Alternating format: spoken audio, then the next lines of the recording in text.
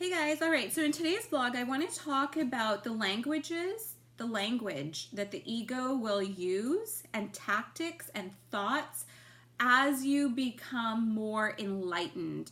As you seek the road to spirituality and awareness, and you become more aware of the things that are going on outside of you, and you don't agree with habit or the way things are done in the world, you begin to think differently. The ego hates that, and the ego will begin to use different languages. So I am going to give you the 5 stages that I have gone through in order to deal with the language that my ego has put me through. Also, I'm going to describe the steps in spirituality. Okay, so step 1 is, if I'm looking down because I wrote pages of notes for this vlog. Okay, in order to prepare. So step 1 is when you are completely unaware. You walk around like a robot, and you're just unaware of what your true desires are, what your life purpose is, what makes you happy. You're kind of from childhood intermingled with programming, and you're told what is right and what is wrong. Okay, so this is the ultimate stage of the ego. When there is no light, your chakras are closed, your energy centers are closed, so the light cannot enter. Therefore, the expansion of love is very rare, and most people in this stage have a very me attitude. They are completely self-indulgent, and they hold themselves, and they're not even aware of this. Most people aren't even aware. I know I wasn't. And you hold yourself on a pedestal where you think that you're better than other people. And so what do I mean by that? Some examples of the language that the ego will use at this stage of complete unawareness is the ego will say, "Oh my goodness, look at me. They can't catch up to me. I am so educated. I have such a great job. I'm doing so wonderful for my age. This is good. This feels good." Okay, that's the ego. That's what the ego will say. Or the ego will say, "Oh my gosh, that so-and-so bought a mini.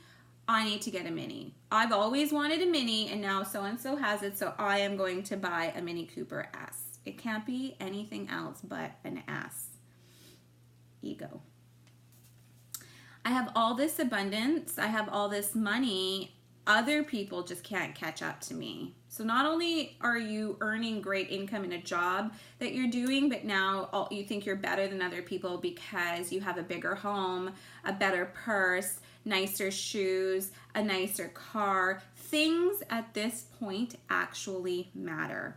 The other thing that the sneaky ego does is, and you're not aware of this, by the way, you're not even aware. Okay, you're programmed to think like this. The other thing that the ego wants you to believe is that you're always right. So a lot of people who are completely unaware will judge, and they don't even know. They don't even realize that they're making judgment of the other person, but they are. I've seen this happen. I have seen it happen in front of my own eyes. It's crazy. And you can't say anything because these people are completely unaware, like completely. So these people will begin to judge other people because they think they're better. That is the whole basis of the ego. All right. The other thing that these people do are what is this? Always wants to be right. Oh yeah, okay, so the other thing that the ego will do is it always wants to be right. The ego will not listen to the other person. So if you're out with a group of girlfriends and somebody is trying to tell you their story or talk to you about how their day went, or give you a scenario of a situation that happened between her and her husband, a person with a huge ego and not even knowing it will always give you sideline scenarios. They'll say, "Yeah, but," Well, you have to look at it from this point of view too. No, you fucking do not need to look at it from that point of view. People that are unaware always feel like they have to have some sort of say in other people's problems. It's almost a tactic of it's almost like attention. It's an attention tactic. And the ego loves attention. The ego wants all of the attention. And that's what these people will do. They will begin to give you different scenarios. And often they haven't even been through the stuff that they're saying. They have no experience to back up whatever the opposite or the devil's advocate is of someone's scenario. Okay, so they're always trying to be the devil's advocate. The other thing that they love to do is argue. And they will pick arguments. You will see them pick arguments. And the reason they want to pick an argument is, again, the minute they feel like someone is attacking them, and attacking might even be, oh my gosh, your eyeliner is running. And instead of fixing it, they will go into attack mode because they feel defensive all of a sudden. They're always on the defense. Always. And the other thing that they do is they disagree. They will disagree with you about everything. It is completely frustrating speaking to somebody who is unaware. And the way I deal with it, I don't have a lot of unaware people in my life anymore. I have shunned them out. But the way I was dealing with it was just keep quiet and not say anything. But the problem is when you have people who are unaware, but they think they're aware and they're close with you, and you see some kindness in them, because this happened to me, so you stay friends with them for a long time, you become angry. I started becoming angry at my girlfriend, and I started pushing her. I started pushing her buttons, because I knew what she was doing. And I knew, even though I knew I was stooping to her level and my energy, I was like starting to come from a place of like anger and pushing back. I didn't care. I just did not care. So for that reason alone, I had to let go of that girlfriend, because there's nothing good coming out of us being friends. I was starting to get angry and push back, and guess what somebody who loves arguing is going to do? They're going to fight, yell, scream, and try and prove their point, and that's exactly what happened. So we are no longer friends. Okay, so that is how the ego speaks to people that are completely unaware. Step two. Step two, it are people who start to become a little self-aware.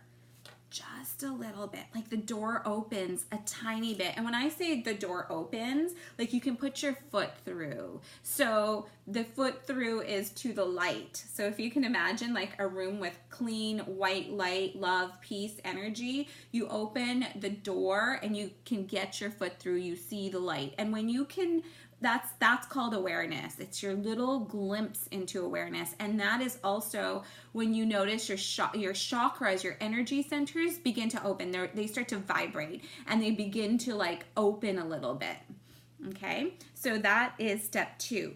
Now, when you get into step two, you really begin to look at material things very differently. A lot of people in step two, and I recognize step two, like I'll recognize step two in them, is when they begin to declutter. They begin to minimize. They have more respect in less.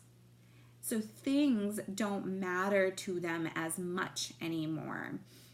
That is somebody who is becoming aware, and they begin to realize like, yeah, I like this, but do I really need it? And you begin to give away things that you do like. You begin to give them away because you know you haven't used it in 5 years and somebody else can probably use that item. Okay, so the next thing minimization occurs. Now, when you're in step two, you also become aware of other people's energy and the way other people speak to you. So here you begin to respect other people's stories and you do not have to say anything back. You begin to recognize the beauty in silence. And you begin to really realize how silence actually encourages truth and honesty. You really get to sit back and become the observer. Okay? Now, when someone's in step 2, the ego is going to, when you're trying to stay silent while the other person, your friend, is talking, the ego is going to nudge. The ego is going to be like, interrupt her. You have to get, your word matters. You need to get your piece out. You have to give her your point of view. And this is the dialogue that happens in the back of your mind. But if you at this point can realize that, no, I'm going to practice silence, and you keep focused on just practicing silence, that voice becomes less and less and less and less. And as you practice silence more and more, you will see that you don't, the interjections, the voice that you always wanted to interrupt somebody with, the shit that you had to say was useless. It wasn't helpful. It was just you trying to get ego energy out, because words have energy. So that is step 2, and how the ego. So notice how the ego in step 1 has complete control over you because you're completely unaware. Whereas in step 2, when you become aware, the ego is still, it's like, come on, you have to say what you have to say. Come on. They have to listen to you. Are you kidding me? This is important. This is important for your friend. Your friend needs to hear this. You are not doing them a service of staying silent. Say what you need to say. That's the conversation. And most people don't even know that that is the reaction that they have and what they say, what comes out of their mouth, and they're interrupting a girlfriend during conversation when she's trying to tell her story. A lot of people don't even understand that it's their ego, because the ego, the subconscious mind, when it becomes suppressed, the ego, goes into rage because it wants to keep you in fear and anxiety. All right, so those are the first 2 steps. I have 3 more steps. I'm into this vlog 12 minutes. I like to keep it around 10. So I'm going to go through step 3, 4, and 5 in the next vlog. Yeah. Actually, I have more to say about step 2. So I think I'll continue really quick. All right, so the other thing in step 2 is that you start to, because you're developing your awareness, you begin to understand and realize that every single choice that you have made in your life is your doing. There is no more excuses. You are no longer blaming other people. And that is the ultimate death of the ego. That is when the ego is like raging. Now that you're not blaming other people for the shit that's happened to you in your life and you are taking responsibility, oh, that is step 1 of like putting a sword into that evil ego. The ego hates when you take responsibility for your own life. It hates it because you're killing fear. You're diminishing anxiety. You're saying, yeah, okay, I did that. Okay, you're looking at it from an observational point of view, love and light. So at this point, the ego will begin to change. This is where the ego starts to become smart and sneaky. And it's going to start trying to comfort you like it's your mother. Now that you're taking responsibility for your actions and for yourself, the ego is going to come in and say, you know what, you're in too much pain right now. It's not a good idea to open up that subconscious mind. You just need to not look at that. Don't even look at that. It's really painful. It's hurting you. I can see it's hurting you. Leave that alone. You don't need to deal with it. It's okay. It's going to be okay. Life is going to be fine. The ego starts talking to you like that because it doesn't want you to deal with the fear and the anxiety because it wants clutches over you. So in step 2, the ego will change its tune if it can't control you and act like your mother and give you condolences and that loving energy, and that you don't need to deal with fear. All right, next ones are coming up.